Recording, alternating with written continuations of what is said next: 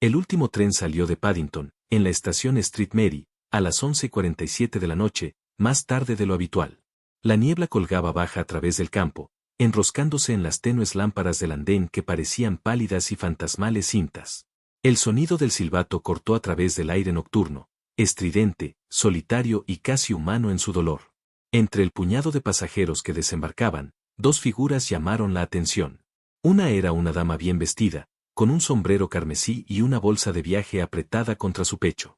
El otro, un caballero alto, con un abrigo oscuro, seguía a unos pasos de distancia, con la mirada lanzándose nerviosamente hacia las sombras en el otro extremo del andén.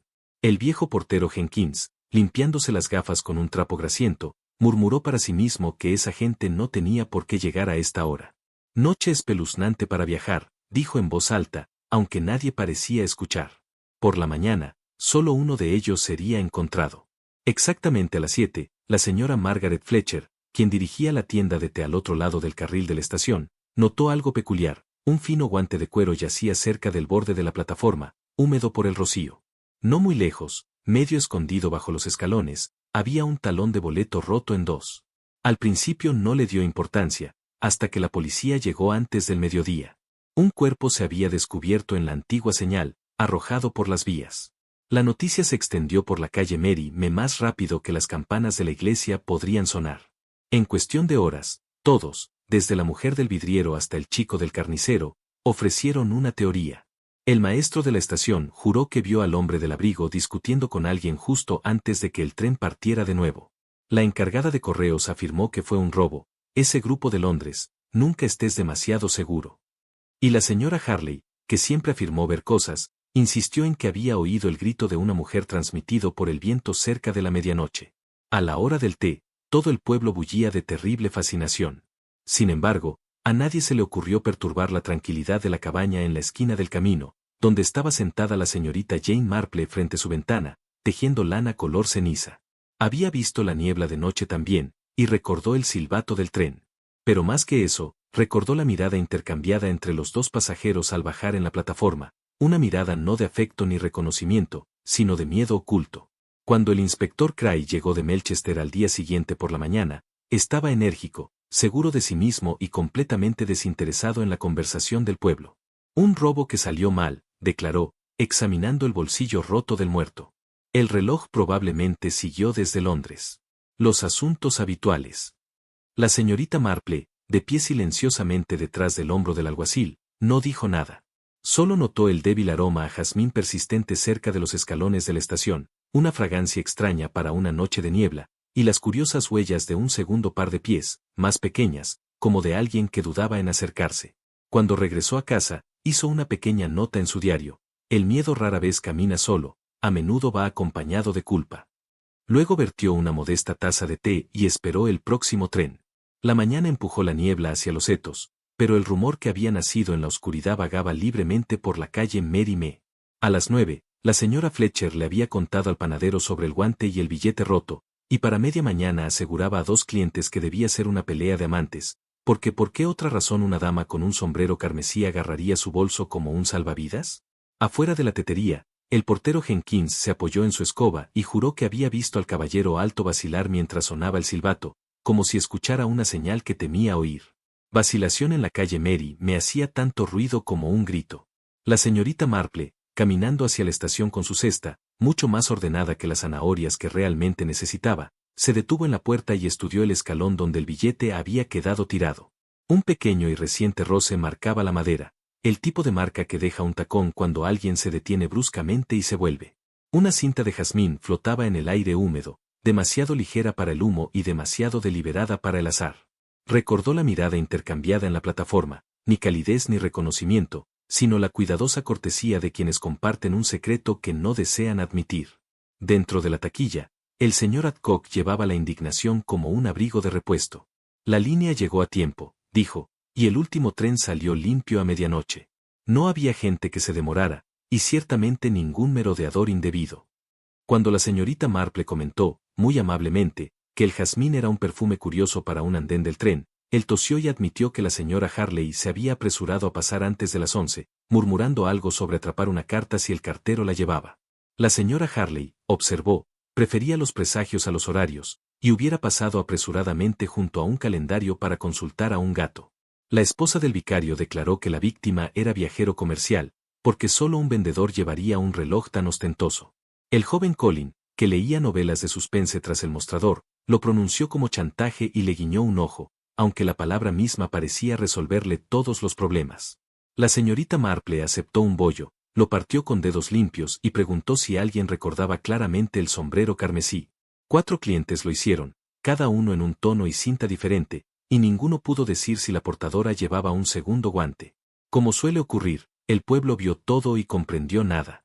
El inspector Cray llegó con un paso tan eficiente que hizo que las tazas de té reconsideraran su traqueteo. Anunció que el difunto portaba una tarjeta de visita que lo nombraba señor Lionel Reeb, de Bloomsbury, y un pañuelo marcado con las iniciales LR. La billetera estaba vacía, el reloj dañado, y el abrigo parecía tenso, lo que le sugería robo por personas desconocidas que probablemente escaparon en la siguiente parada. No le gustaban las digresiones sobre flores, telas o el viento quejumbroso reportado por la señora Harley, que prefería los hechos a los presentimientos. La habitación aceptó su versión con el alivio de la gente a la que le dicen qué pensar. Al salir, la señorita Marple se detuvo junto a la señora Harley, cuyos ojos brillaban con la cómoda importancia que la tragedia concede a los no involucrados. Muy suavemente, le preguntó si el gemido había llegado antes o después del silbato. Después, dijo la señora cordialmente, y luego pareció dudar, como si la secuencia recién entonces se le ocurriera. La señorita Marple le dio las gracias, como quien agradece a un niño por una piedra, y caminó a casa con sus zanahorias innecesarias, que yacían juntas en su papel como confederadas. En su cabaña, desdobló un trozo de papel en el que había escrito al amanecer, guante, billete, jazmín. Añadió una cuarta palabra, vacilación. La gente duda cuando se encuentra con algo que no esperaba, o cuando reconoce una trampa tendida con cuidado. Consideró el aroma. El jazmín pertenece a los jabones, a las bolsitas y a las mujeres cuidadosas, o a los teatros y fiestas, donde un solo detalle debe durar toda la noche. No pertenece a una plataforma nebulosa, a menos que haya sido llevado allí deliberadamente. La campana de la estación marcaba el mediodía. Desde su ventana, la señorita Marple vio a la señora Fletcher cruzar con un paquete y detenerse a hablar con el señor Adcock. Sus cabezas se inclinaban en esos discretos ángulos de quienes aceptan ser sensatos. Un niño en bicicleta pasó a toda velocidad, sin sombrero y orgulloso, lo que significaba que su madre aún no había escuchado el último refinamiento del miedo. Por encima de los setos, el brazo de la señal se mantuvo firme, como un dedo acusador. En algún lugar, un perro ladró una vez, y reconsideró. Ella sirvió té y pesó la ordenada narrativa del inspector. El pañuelo podía ser auténtico, aunque la tarjeta de visita no lo fuera. Un reloj puede romperse ruidosamente para anunciar un robo, mientras algo más tranquilo, más precioso, permanece protegido. Si el caballero alto era Lionel Reeb, caminaba como un hombre acostumbrado a cuidarse las espaldas. Si no lo era, alguien quería que lo creyéramos. Subrayó la palabra guante, un solo guante es la promesa de un retorno, y no todos cumplen sus promesas. Llegó un tímido llamado. En el escalón estaba la dama del sombrero carmesí, el color suavizado por la luz del día, pero inconfundible. La bolsa de viaje la sostenía cerca, como para calentarse. Su voz era amable y educada, con un leve temblor al final de las frases. Preguntó si no sería mucha molestia, si la señorita Marple había encontrado un guante izquierdo perdido en la estación la noche anterior. La señorita Marple, que no había encontrado ninguno, sonrió como si hablaran de rosas y la invitó a pasar. El té, dijo, hace mejor la búsqueda de cosas perdidas. Se sentaron junto a la ventana, donde los setos enmarcaban el carril como jurados pacientes. La visitante se identificó como la señora Lydia Rowe, últimamente de Londres, de visita a un primo en Matchbenham. Había llegado tarde, se sintió mal en la niebla y pensó que podría haber dejado caer su guante cerca de los escalones. Mientras hablaba, un leve aliento de jazmín se mezcló con el aire cálido de la habitación. ¿Cinta?, preguntó la señorita Marple suavemente. Si el guante era el de la mano izquierda, dijo la señora Rowe, tocando la bolsa. Siempre pierdo la izquierda. La señorita Marple ofreció una segunda taza, que la señora Rowe declinó con una leve sonrisa, el tipo de sonrisa que parece cosida en su lugar para ocultar el temblor detrás de los ojos. Alisó sus guantes, solo el derecho, a lo largo del borde de su bolso y dijo que debía irse, su prima se preocuparía. La señorita Marple, tan amable como siempre, Asintió y sugirió un chal más cálido para las nieblas de la noche. Cuando la puerta se cerró suavemente y el rastro del jazmín se desvaneció, la señorita Marple permaneció de pie un momento más de lo necesario, viendo cómo el seto se tragaba el sombrero carmesí. Exactamente a las 2, el inspector Cray regresó, recién llegado de los hallazgos iniciales del forense. Señorita Marple, no del todo sorprendida, ya se había puesto. Sacó 2 tazas y un plato de torta de semillas. Cray, tomando su té con renuente cortesía, declaró que Lionel Reeve había muerto entre las 11:50 y las 12:15, probablemente de un solo golpe en la sien con un instrumento contundente. No se había encontrado ningún arma recuperada. Había una ligera contusión en la muñeca, posiblemente defensiva, y fibras de lana gris en el cuello del abrigo, aunque Cray las descartó como pelusa de ferrocarril. La señorita Marple consideró el momento de la ventana. Es curioso, dijo en voz baja, cuánta poca gente sabe con precisión dónde estaban entre trenes. Es un momento de transición. Cray levantó una ceja, pero no respondió. Tenía el aspecto de un hombre acostumbrado a construir conclusiones como los horarios de trenes, ordenado, lineal, inevitable. La señorita Marple prefería el bordado, donde los patrones se veían mejor desde cierta distancia. Esa tarde dio su paseo habitual hacia la vicaría. Los setos goteaban con condensación y la luz de la lámpara se derramaba en el camino como tinta cerca de la estación. Se detuvo, observando al niño con la bicicleta de antes, ahora parado al lado del cobertizo de señales. Él estaba hurgando en la grava con un palo, de vez en cuando mirando hacia la puerta donde se había encontrado el cuerpo. Ella se acercó con suavidad. Jovencito, dijo con la autoridad que solo las ancianas y las directoras poseen, ¿has perdido algo? El niño, sobresaltado, dijo que no, pero luego agregó, vi a alguien, señorita, anoche junto al cobertizo. Miró a la izquierda. Y bien, no dije nada. Pensé que era solo un porteador o algo así, pero no llevaba nada, señorita. Marple juntó las manos. ¿Y a qué hora crees que fue esto? Dudó. Justo antes de medianoche, estaba regresando desde el pasillo. Tenían un gramófono, una fiesta, y el señor Edwin me dejó poner las sillas después. Conseguí 6 peniques por eso, y esta persona se veía asustada o apurada, más bien como si estuviera esperando. Ella le dio las gracias con una calidez que lo sorprendió y le dijo que debería estar muy orgulloso de ser tan observador. Mientras él se alejaba, ella volvió su atención al cobertizo, todavía esperando, sin esconderme. Esa noche revisó el talón del boleto roto en su mente. Un retorno justo, alguien había dicho, no el del caballero, sino el de la señora, lo que planteó una pregunta curiosa. Si la señora Rowe hubiera venido a Match Benham a visitar a su prima, ¿por qué comprar una devolución?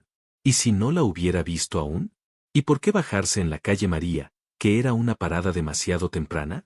Por la mañana, visitó a la directora de correos, aparentemente para sellos, y comentó lo terrible que debía ser que alguien recibiera una tragedia por telegrama. La cartero, que disfrutaba del dolor mientras no fuera ella, confirmó con entusiasmo que 2 de tales cables habían llegado, uno a un abogado en Paddington, el otro a una señorita Margaret Pelea en una pensión en Bloomsbury. La señorita Marple parpadeó. Margaret, sí. ¿Margaret? No, Lidia. Pagada en efectivo también. Extraño, la verdad. La señorita Marple sonrió, una sonrisa lenta y pensativa que no llegó a sus ojos. Muy extraño, en efecto. De vuelta a casa, sacó su cuaderno de nuevo.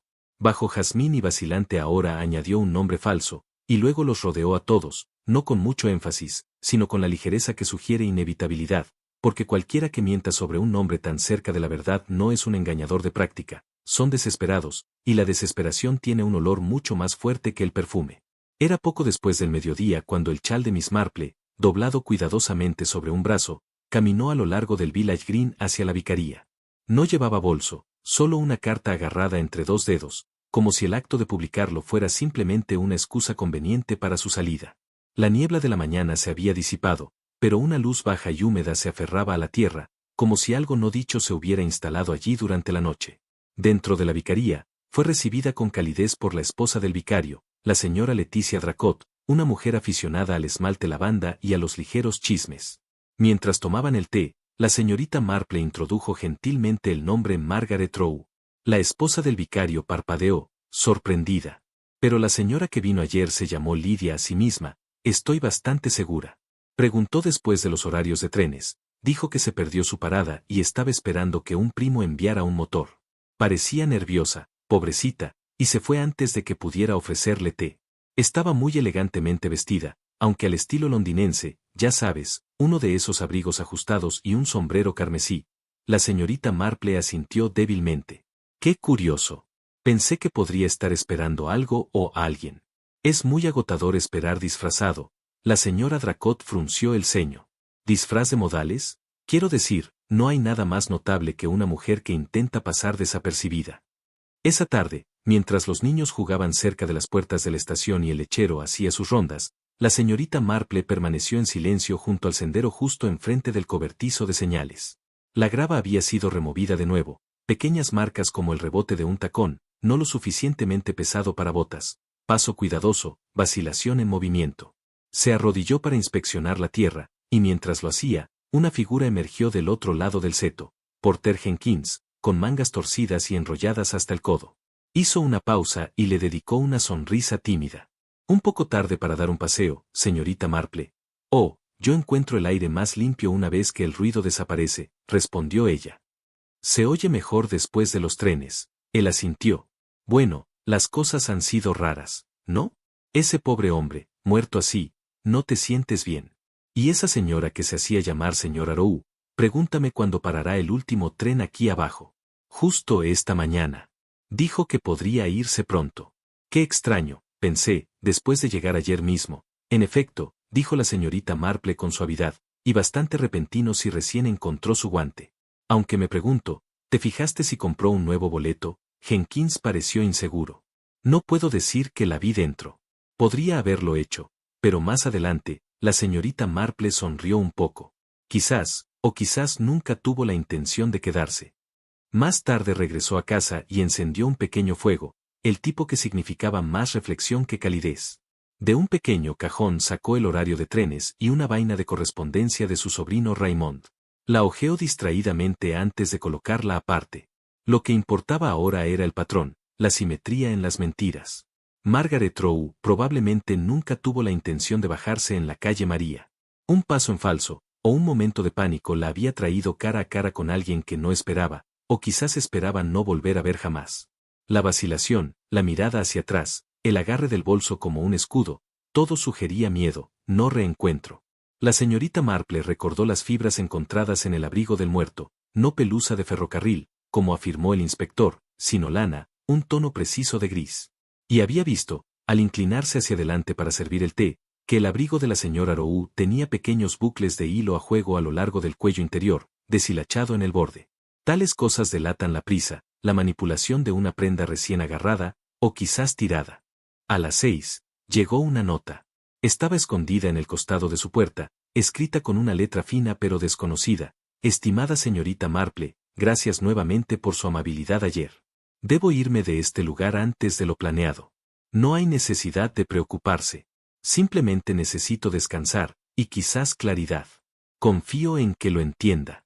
Atentamente, señora R. No había dirección, ni fecha, ni reenvío de información. La señorita Marple sostuvo la nota a la luz del fuego, observando cómo el papel temblaba en su mano. La dobló una vez y la colocó a su lado, sobre su cuaderno. En el margen superior escribió 2 palabras en su cuidadosa escritura: demasiado tarde. Porque si Margaret Rowe realmente había decidido correr, no era por peligro, sino de la verdad que aún persistía detrás de ella. Y alguien, temía la señorita Marple, podría asegurarse de que nunca llegara a su próximo destino. Esa noche, la señorita Marple estaba sentada en su mesa de escritura, con la nota de Margaret Rowe desplegada junto a la taza de té que no había tocado. La escritura estaba controlada, el tono era de disculpa, pero había algo en la elección de palabras que sugería miedo disfrazado de resolución. Confío en que lo entienda. Pero no era comprensión lo que buscaba la escritora, era permiso o perdón. Estudió la tinta. Era azul normal, pero un poco manchada donde el bolígrafo se había detenido demasiado en la palabra anterior. De nuevo esa vacilación, un momento de duda. La señorita Marple miró por la ventana. El carril estaba quieto, el seto rígido bajo el peso de las heladas, y el reloj de la estación dio las 8, hueco y exacto. Entonces supo que solo tenía hasta el próximo tren. Se levantó, envuelta en su cardigan, y se abrió paso por el camino hacia la estación. No había otro más andando por allí a esa hora, no en la calle María, no en medio de un caso que nadie admitía oficialmente aún en desarrollo. Llegó justo cuando el 8:40 debía pasar por allí en su camino a Paddington. Las luces parpadeaban a través de la niebla y una ráfaga de viento se precipitó delante del motor como una advertencia. No subió. En cambio, observó detrás del andén. El banco de espera estaba vacío, la cabina del portero, apagada. Miró hacia el cobertizo de señales. Nada se movía, pero la quietud era demasiado perfecta, y en tal quietud, el cambio más pequeño se convierte en un trueno. Cruzó las vías con cuidado y se acercó al costado del cobertizo. El candado en la puerta faltaba, había estado allí antes. Recordó cómo brillaba bajo el sol de la mañana como un solo diente. Ahora la puerta colgaba cerrada, pero desabrochada. La empujó suavemente, justo lo suficiente para mirar dentro. Oscuridad. Un tenue olor a polvo, aceite y jazmín. La señorita Marple no entró, no hacía falta. A pocos metros dentro lo vio, el borde de un sombrero carmesí, arrugado y mojado. Ninguna señal de su portadora. Ningún sonido, excepto el débil tic-tac de un reloj tirado debajo de él, su cara agrietada brillando bajo la tenue bombilla amarilla que parpadeó una vez antes de morir. Para cuando el inspector Cray llegó, la estación se había agitado, alarmada. El portero afirmó que nadie había visto a la señora Roux desde temprano en la tarde. Su nombre no figuraba en ningún billete de salida, ni había pasado por el andén principal. La señorita Marple, silenciosa y serena, condujo al inspector hasta el cobertizo. El sombrero no se había movido.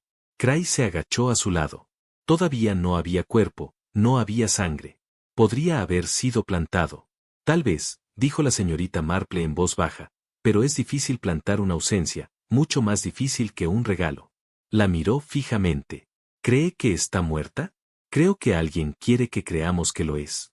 Cray gruñó. ¿Fingido? Entonces cree que está escondida, o alguien quiere hacernos pensar que corrió. Hizo una pausa. El problema es que, si ella tenía intención de huir, no me habría escrito. No, a menos que esperara que alguien entendiera más de lo que podía decir. Cray se puso de pie, cepillándose el abrigo. Todavía podría ser la asesina, ¿sabe? Interpretando el papel. La culpa hace que la gente haga cosas raras. La señorita Marple negó con la cabeza. No, no culpa, sino miedo. La persona culpable intenta controlar la narrativa. Margaret Roux no ha hecho nada más que huir. Cray se frotó la mandíbula. Entonces, ¿qué? ¿Ella sabe quién lo hizo? Creo que sí. Lo conocía íntimamente.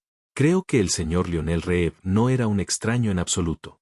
Era alguien de antes de que ella cambiara su nombre, antes de tomar el tren equivocado. Cray entrecerró los ojos. ¿Está diciendo que él la siguió? ¿O que ella vino a confrontarlo? De cualquier manera, uno de ellos subió a ese tren esperando el fin de algo. El otro lo temía. Cray volvió a mirar el sombrero vacío. Tiene usted una forma de hablar, señorita Marple, suena a poesía. Ella sonrió levemente. La poesía es solo la verdad dispuesta para sonar aceptable. No dijo nada más.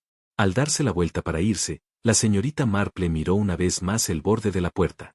Un solo hilo de lana gris se aferraba a la madera astillada. Lo arrancó con suavidad, lo dobló en su pañuelo y se lo metió en la manga. De vuelta en casa, añadió una nota final a su lista. Margaret lo conocía, pero alguien más temía ser reconocido. El reloj dio las 9. El pueblo dormía, pero la noche había comenzado a escuchar. A la mañana siguiente, la calle María Mía llevaba su habitual disfraz de calma. Las botellas de leche tintineaban, las cortinas se descorrían y la plaza del pueblo olía ligeramente a tostadas y fuegos de carbón. Pero debajo de ese ritmo cómodo, algo antinatural persistía. Los susurros ya no se aseguraban, esperaban. La desaparición de la dama del sombrero carmesí no se había anunciado oficialmente, pero cada mente en el pueblo había ajustado sus sospechas para encajar con su repentina ausencia.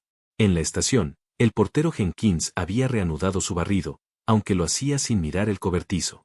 Le dijo a la señora Fletcher, lo suficientemente alto para que otros lo oyeran, que nunca había confiado en la mirada de ella. Cuando lo presionaron, no pudo decir por qué, solo que algunas mujeres se movían como si no estuvieran seguras de pertenecer a su propia piel. La señorita Marple, pasando cerca, escuchó esto y no hizo comentario. Simplemente guardó su lista de compras en el bolsillo y se dirigió hacia la comisaría de policía de Melchester.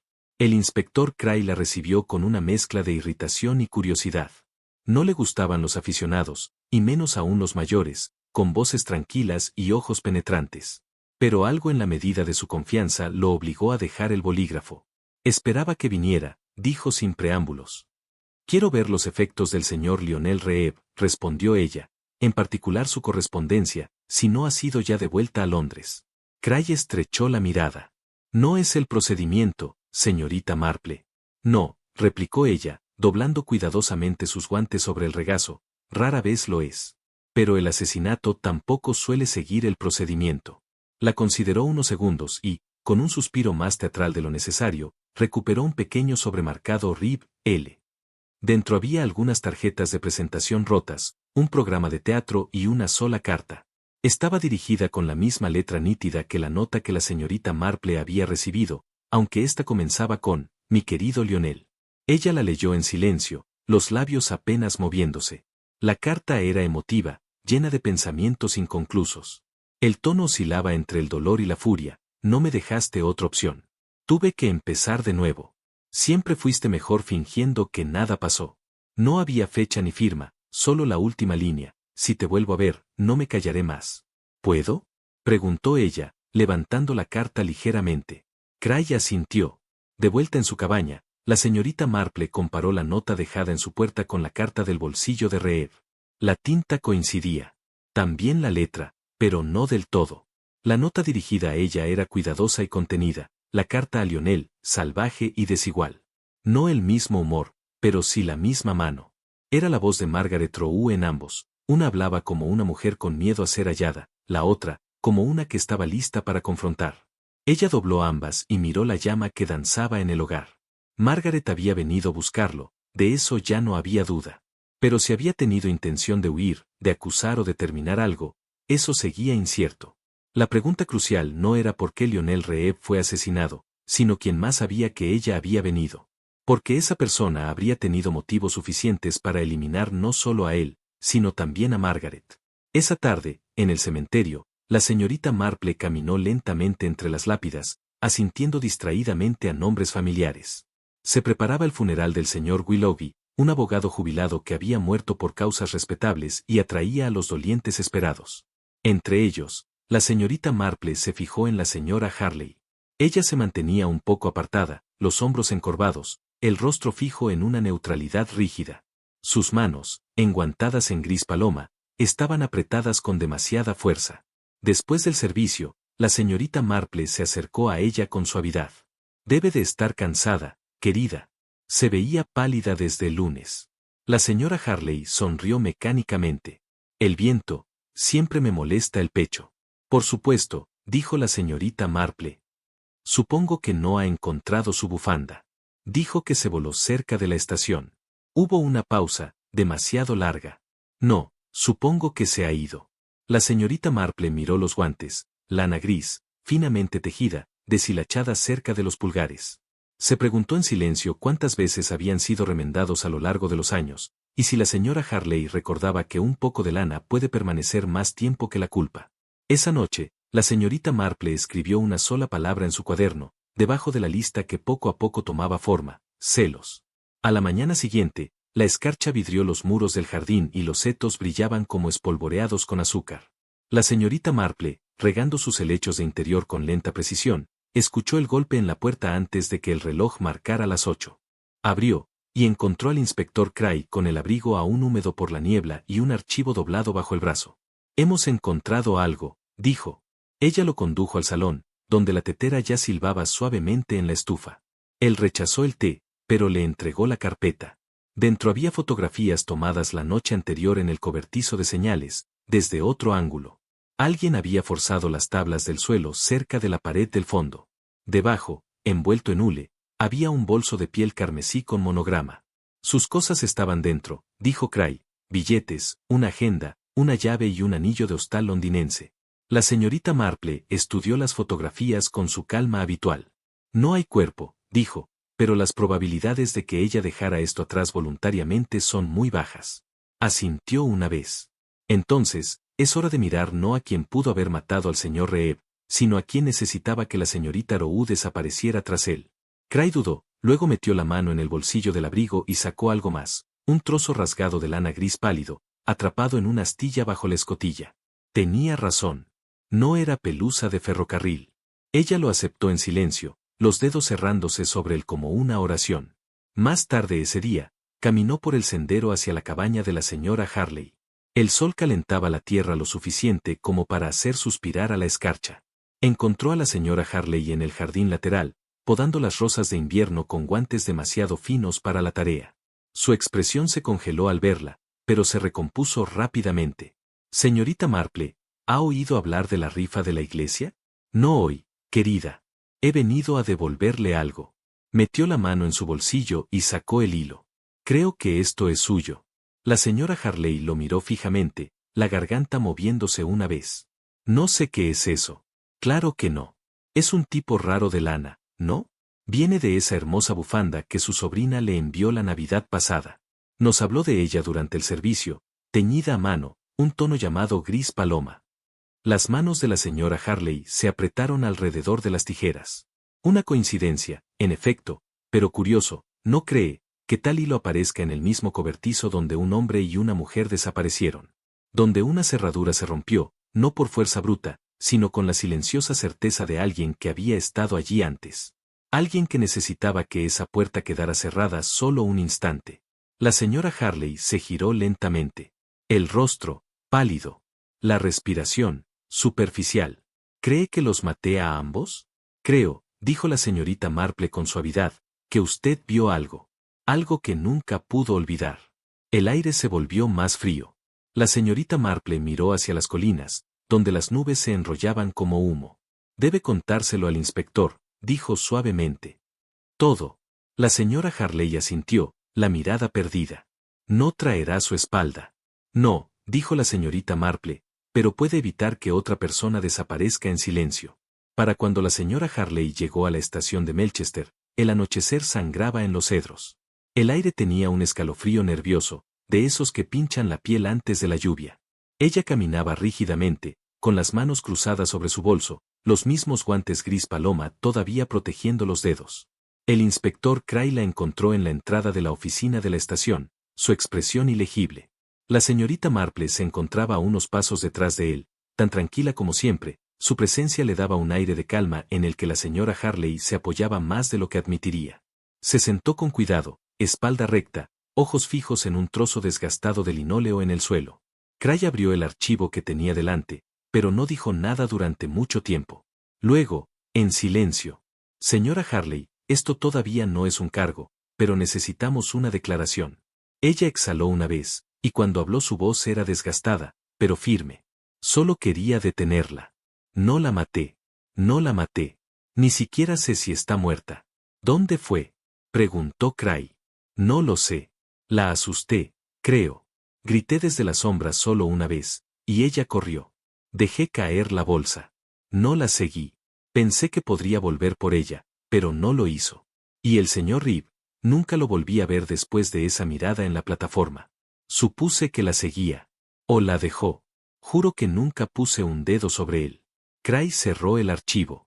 Entonces nos quedan dos desapariciones, una confirma la muerte del hombre, y la otra, la desaparición de una mujer, y usted interfiriendo en ambas escenas. No quería que su nombre saliera a la luz del barro. Eso es todo lo que le debía.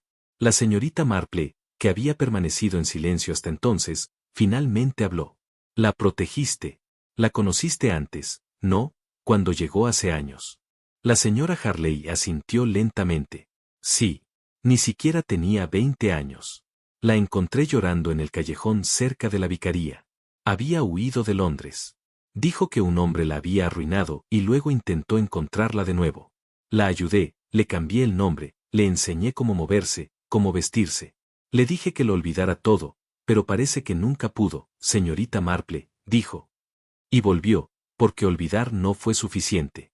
Esa noche, el cobertizo de la estación fue buscado de nuevo, esta vez más completamente.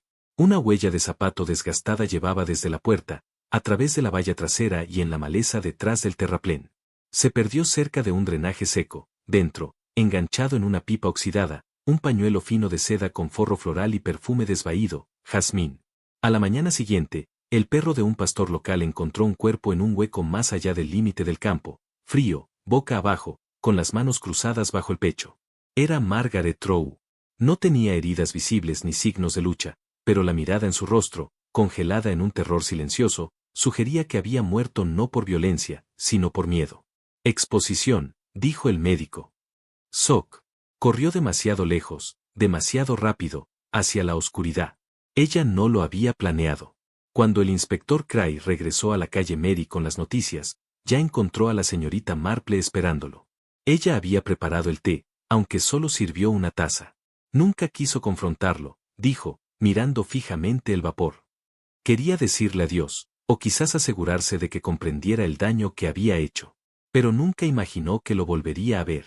No tan pronto, y ciertamente no en un lugar tan pequeño, donde cada sonido se amplifica por el silencio. Ella estaba corriendo, murmuró Cray. Y nadie la alcanzó. Nadie que quisiera su bien, asintió la señorita Marple. El miedo la apartó del camino, y alguien más se aseguró de que no quedara ningún camino detrás de ella. Cray dejó sus notas. Todavía no sabemos quién mató a Rib. No, dijo en voz baja, pero sabemos por qué. Y en tales casos, es a menudo donde la verdad comienza. La miró desconcertado, pero no dijo nada más. Más tarde, esa tarde, sola en su salón, la señorita Marple añadió una nota final a su libro mayor en crecimiento. 2 personas murieron a causa de la misma herida que uno infligió hace mucho tiempo. Dejó su pluma. Afuera, el último tren pasó por el pueblo. Esta vez, nadie desembarcó. La mañana después de que el cuerpo de Margaret Rose fue encontrado, el pueblo reanudó su ritmo con una rigidez que delataba inquietud. Sonó la campana del panadero y el cartero clasificaba las cartas con fuerza innecesaria. Las conversaciones en la tienda de té flotaban al borde del silencio, cautelosas de caer en algo real. Todos fingieron que el misterio había terminado. La señorita Marple lo sabía mejor. El inspector Cray regresó a la oficina de la estación, distraído con el papeleo que se negaba a alinearse. Tenía entrevistas que transcribir, un informe forense que finalizar, y un caso que todavía no se sostenía. Rib estaba muerto. Margaret había huido, se desplomó y murió. Pero el momento, la estrecha ventana entre la llegada de Lionel y la desaparición de Margaret, quedaba obstinadamente equivocado. Se frotó la sien y miró el tablero de incidentes, donde las fotografías parecían menos pistas y más bien acusaciones. El mediodía trajo a la señorita Marple, tranquila como siempre, con los guantes doblados en su bolso. Preguntó cortésmente si podía hablar con él. Cray le hizo un gesto para que entrara, esperando otra teoría. En cambio, ella colocó un solo objeto en su escritorio, un billete de tren. Era viejo, desgastado y rasgado, recuperado hacía días de los escalones de la plataforma. Notarás la estación de salida, dijo. Paddington. Fechado el mismo día que llegó Rib. Pero lo interesante es la tinta. Cray lo sostuvo en alto. El sello del conductor había manchado, sangrando ligeramente en los bordes. ¿Lluvia? Preguntó. No, dijo ella. Transpiración. El billete había sido sostenido con fuerza, por miedo. No por Margaret. Esto es demasiado grande para el bolsillo del abrigo de una señora.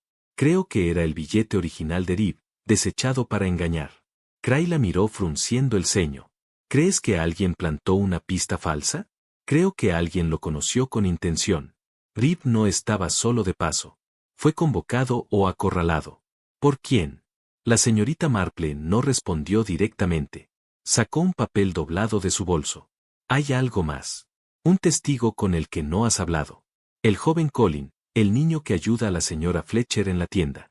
Me dijo algo el primer día, pero no creo que entendiera lo que vio. Los ojos de Cray se entrecerraron. ¿Qué exactamente? Dijo que vio a un hombre y una mujer discutiendo junto al cobertizo de señales, poco antes de la medianoche. La mujer llevaba un abrigo rojo, pero no un sombrero. Su cabello era corto, rizado. El hombre cojeaba. Cray parpadeó. Rib no cojeaba. No, dijo en voz baja la señorita Marple, pero alguien más en el pueblo sí. Aunque solo un poco, lo suficiente como para desaparecer si se queda quieto el tiempo suficiente. ¿El señor Adcock, el jefe de estación? Hubo silencio. Luego Cray se puso de pie. ¿Estás diciendo que Adcock estuvo con Rib esa noche? Creo que sí. Y creo que él era la verdadera razón por la que Margaret vino. No para confrontar solo a Rib, sino para forzar una verdad a la luz. Verás, Hace años Rip no fue el único hombre involucrado en lo que le pasó a Margaret. Ella nunca habló de un segundo, pero algo en su carta. Siempre fuiste mejor fingiendo que no pasó. Eso no fue solo para Lionel. Fue para alguien que observaba, que lo permitió, que todavía vivía con comodidad mientras ella vivía en la sombra. Cray se movió hacia la puerta. Lo traeremos adentro. No, dijo la señorita Marple en voz baja. Huirá, o algo peor. Ha tenido años para preparar una historia, para construir una reputación. Necesitas que pierda el equilibrio. Cray hizo una pausa, con la mano en el pomo de la puerta. ¿Qué sugieres? Una conversación, respondió ella. Una que no comience con una acusación, sino con una mentira. Que crea que Margaret sobrevivió. Que habló. Que dejó algo más que miedo. Cray dudó. Luego asintió una vez. Esa noche, al anochecer, se instaló de nuevo sobre la calle Mary. El jefe de estación recibió una nota sin firmar, escrita a máquina, deslizada bajo la puerta de su oficina.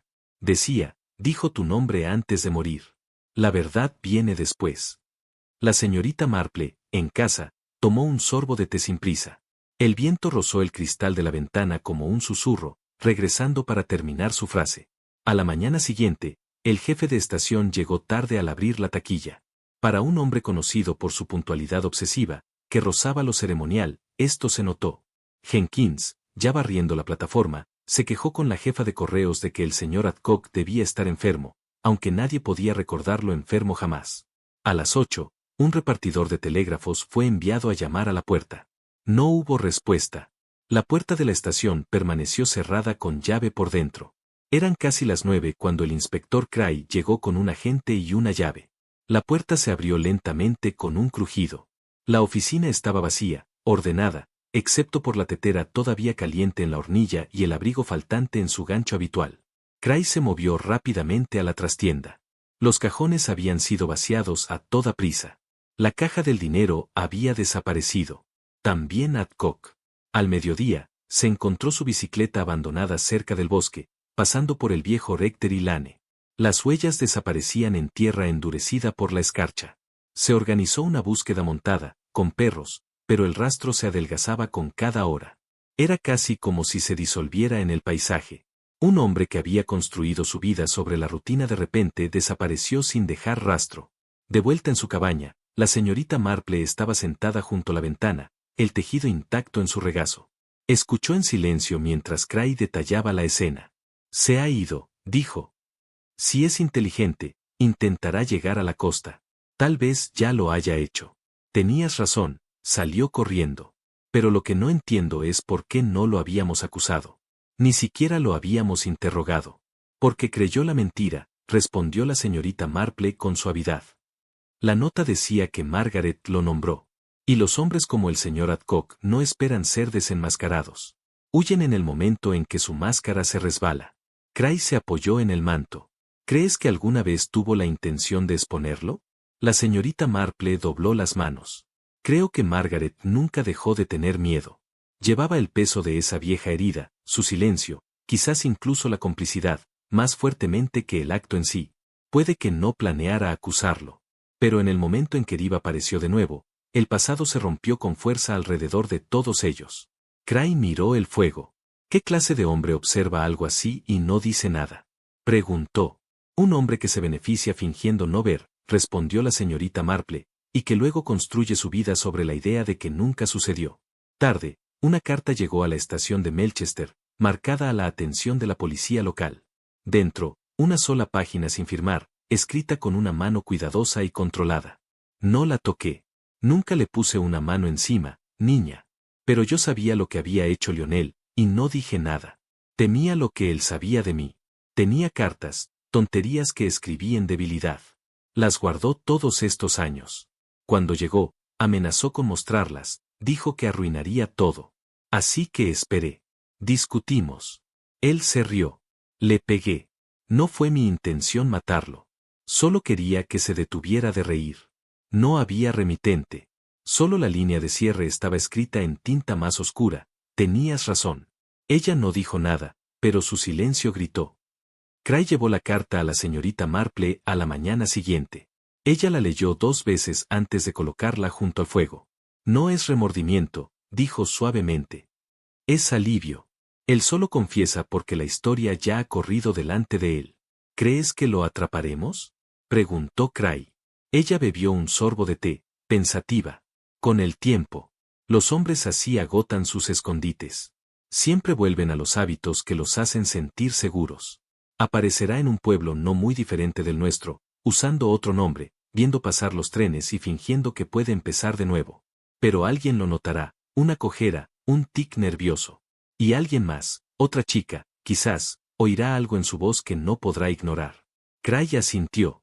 Y cuando eso pase, esta vez, dijo ella, no estará sola. Cuando el inspector se levantó para marcharse, el tren pasó por la calle Marja otra vez.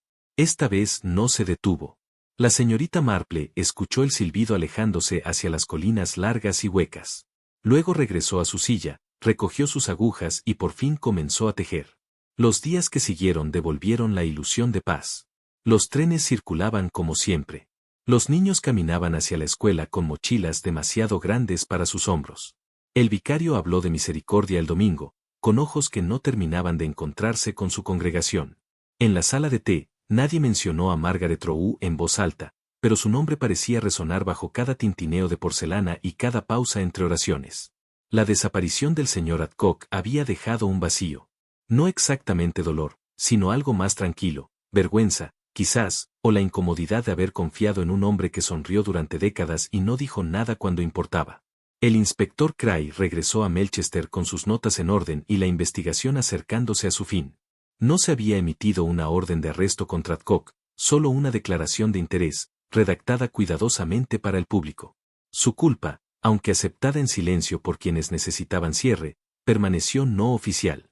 Sin cuerpo, sin testigo, la ley era limitada. Pero la señorita Marple sabía que la verdad no siempre esperaba a que la justicia se formalizara. A veces simplemente se acomodaba en su lugar, como polvo en el alféizar de una ventana sin uso, obvia solo cuando se la molesta. Recibió una carta a mitad de semana enviada desde Londres. No tenía remitente, pero la escritura era inconfundible, la de Margaret, redonda, elegante, vacilante en los bordes. La carta había sido enviada días antes de su muerte. En ella, Margaret escribió: No vuelvo por venganza, sino por memoria. No acuso a nadie. Solo quiero que sepa que recuerda que nunca volví a ser la misma. Si todavía puede caminar por las calles sin culpa, entonces déjele ver lo que está roto. Así se ve la chica cuando se pone de pie. No gritaré, pero no desapareceré otra vez. La señorita Marple dobló la carta y la colocó junto a su taza de té. Las palabras pesaban más ahora, la tragedia plena de ellas como un sudario. Margaret había venido no a destruir, sino a reclamar algo, su voz, quizás su historia. En cambio, el pasado la había devorado antes de que pudiera decir lo que necesitaba decir. Al día siguiente, la señorita Marple fue a la estación. No para viajar, sino para permanecer en silencio junto al banco donde todo había comenzado. El portero barría, más lentamente esos días. Le ofreció un gesto cortés y un murmullo sobre el clima. Ella respondió con igual cortesía, luego preguntó: ¿Recuerda la noche en que llegó Margaret? Él asintió. Sí. Estaba nerviosa, parecía estar demasiado cerca, sostenía su bolso como si fuera todo lo que tenía. ¿Habló con alguien? El portero dudó. No realmente, aunque la vi detenerse un momento antes de la puerta, como si reconociera a alguien. Pero nadie más vino adelante. ¿Parecía asustada? No, dijo tras una pausa. No asustada. Triste, tal vez. Como alguien que intenta no llorar. Ella asintió una vez y luego se giró hacia las vías. El viento frío le presionaba las mangas. Se quedó parada un largo rato, viendo cómo el tren de la tarde doblaba la curva y pasaba sin detenerse. Su silbido era agudo, impersonal, demasiado rápido para llorar. Esa tarde visitó el cementerio. El vicario había reservado un terreno para Margaret, no una tumba formal, sino un lugar para marcarla, para asegurarse de que no desapareciera de nuevo. Se había colocado una placa de madera en el suelo. Decía simplemente: Señorita Rowe, encontrada, no olvidada. La señorita Marple se arrodilló y depositó una sola flor de invierno, jazmín. Permaneció en silencio un rato, los ojos distantes, las manos juntas. En su mente trazó la forma de la historia nuevamente, el largo bucle de causa y consecuencia, de heridas y silencios, de testigos que eligieron la comodidad sobre la verdad. Había conocido muchas historias así, aunque ésta había llegado en tren y se había ido sin ceremonia. Antes de levantarse, susurró algo no más fuerte que un aliento. No una oración, pero quizá una promesa. Cuando regresó a casa, añadió la última línea a su cuaderno. Ella volvió a ser vista. Y ahora, por fin, ha sido entendida. Afuera, la noche se profundizaba, suave y vigilante. En algún lugar lejano, un silbido resonó en la oscuridad. Esta vez, la señorita Marple no se volvió para escuchar.